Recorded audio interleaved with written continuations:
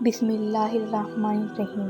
کیا آپ جانتے ہیں کہ عراق میں پیدا ہونے والے صلاح الدین ایوبی نے ہی بیت المقدس کو فتح کیا تھا۔ صلاح الدین ایوبی نے ہی دنیا کی سب سے آدھونک سلطنت کی بنیاد رکھی تھی۔ ان کے ذریعے استھاپت کی گئی ایوبی سلطنت نے 100 سالوں تک آدھی دنیا پر راج کیا۔ اس سلطنت کی سرحدیں مصر سے لے کر سیریا، ترکی، یمن، حجاز اور افریقہ تک پھیلی ہوئی تھیں۔ دنیا میں سب سے ادھک اسپتالوں اور اسکولوں کا نرمان کرنے والا شاسک صلاح الدین ایوبی دنیا کا پہلا حکمران تھا جس نے سب سے زیادہ اسپتالوں اور اسکولوں کا نرمان کروایا۔ ان کے ذریعے بنائے گئے اسپتالوں میں دنیا کے سب سے بہترین ڈاکٹر کام کرتے تھے۔ آپ کو یہ جان کر شاید حیرانی ہو کہ دنیا کا پہلا شکشا بجٹ صلاح الدین ایوبی نے ہی پیش کیا تھا۔ انہوں نے چھاتروں کے رہنے کے لیے ہاسٹل اور کینٹین بنانے کی جس پرمپرا کی شروعات کی اسے آج پوری دنیا میں استعمال کیا جاتا ہے۔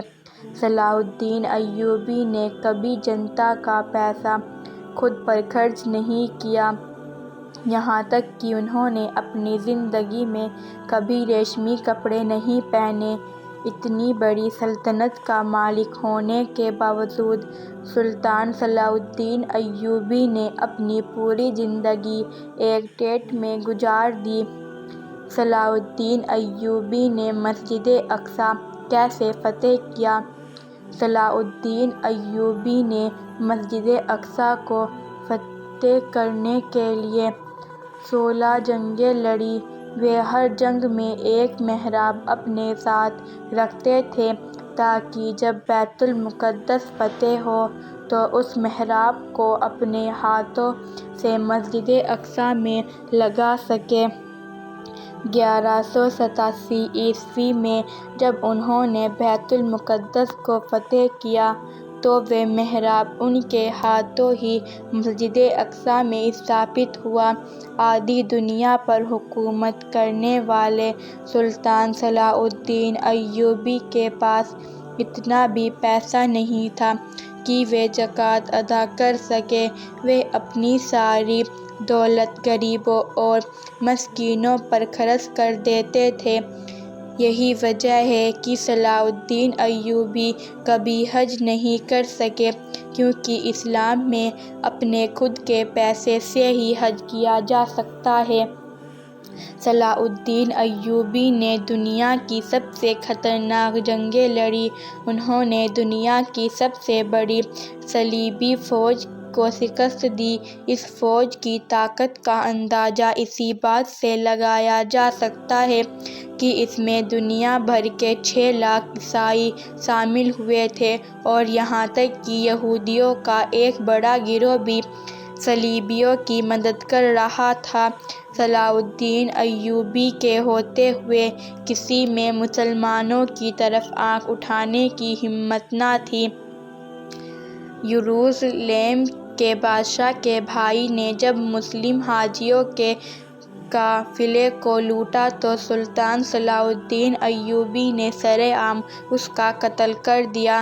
صلاح الدین ایوبی کے ذریعے آزاد کروائے گئے بیت المقدس پر مسلمانوں نے 750 سال حکومت کی، لیکن 1948 میں امریکہ، برطانیہ اور فرانس نے مل کر فلسطین میں سے ایک یہودی دیر اسرائیل کی استھاپنا کر دی اور بیت المقدس کے آدھے حصے پر یہودیوں نے قبضہ کر لیا۔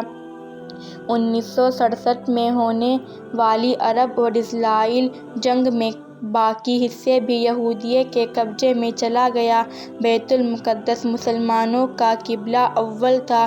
مسلمان پہلے اسی کی طرف منہ کر کے نماز پڑھتے تھے۔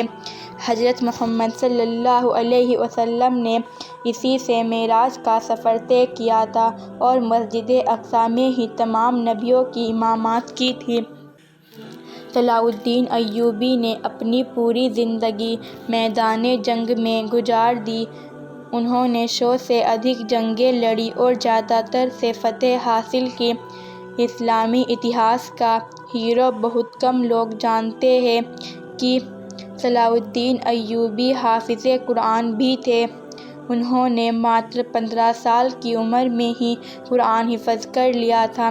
صلاح الدین ایوبی تکریت میں پیدا ہوئے تھے۔ یہ وہی شہر تھا جہاں بعد میں صدام حسین جیسا شیر پیدا ہوا۔ صلاح الدین ایوبی کو اسلامی اتہاس کا ہیرو کہا جاتا ہے۔ مسلمان صلاح الدین ایوبی کو آج بھی عزت کی نظروں سے دیکھتے ہیں۔ ایسی ہی دینی جانکاری کے لیے پلیز ہمارے چینل کو سبسکرائب کریں۔ اللہ آپ کو دونوں جہاں میں کامیابی عطا فرمائے، آمین۔